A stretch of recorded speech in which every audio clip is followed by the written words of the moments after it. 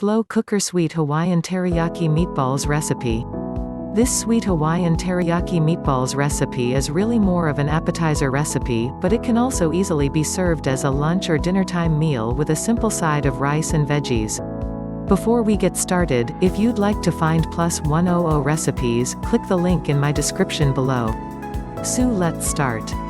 Ingredients: 1 bag, 32 ounces, frozen meatballs, keep frozen, 3/4 cup ketchup, 1/2 cup teriyaki sauce, 1/2 cup pineapple preserves, 1/4 cup brown sugar, 2 teaspoons minced garlic.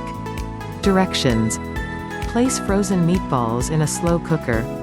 In a small bowl, mix ketchup, teriyaki sauce, pineapple preserves, brown sugar and garlic. Pour over meatballs and mix well to evenly coat. Heat on low for 6 to 8 hours or high for 4 to 6, stirring occasionally.